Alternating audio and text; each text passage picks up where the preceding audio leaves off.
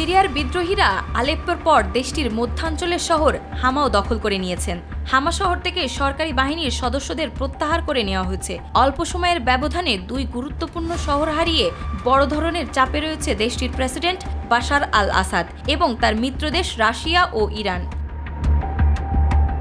বিদ্রোহী গোষ্ঠী হায়াত তাহরির আল শামস ও তার মিত্ররা গত সপ্তাহে দ্রুত গতিতে হামলা চালিয়ে আলেপ্পো দখল করে নেন। লেবাননের হিজবুল্লাহ ও ইসরায়েলের মধ্যে যুদ্ধবিরতি হওয়ার পরপরই এই ঘটনা ঘটে। হিজবুল্লাহ আসাদের মিত্র হিসেবে পরিচিত।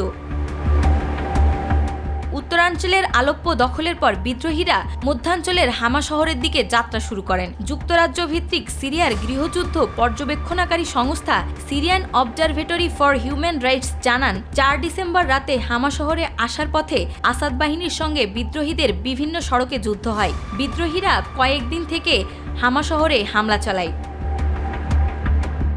বিদ্রোহীরা জানিয়েছেন তারা হামার কেন্দ্রীয় কারাগার নিজেদের আয়ত্তে নিয়েছেন এবং বন্দীদের ছেড়ে দিয়েছেন। ৫ ডিসেম্বর বিকেলে সিরিয়ার সেনাবাহিনী হামার নিয়ন্ত্রণ হারানোর কথা স্বীকার করেছে। হামা আলেপ্পো ও রাজধানী দামেস্কের মধ্যে অবস্থিত কৌশলগতভাবে একটি গুরুত্বপূর্ণ শহর।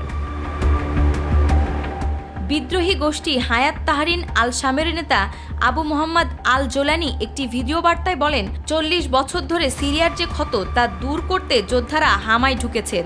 এর মধ্য দিয়ে তিনি ১৯৮২ সালের মুসলিম ব্রাদারহুডকে দমনের নামে যে হত্যাযজ্ঞ চালানো হয়েছিল সেটির ইঙ্গিত করেছেন। ২০১১ সালে সিরিয়ায় গৃহযুদ্ধ শুরু হয়।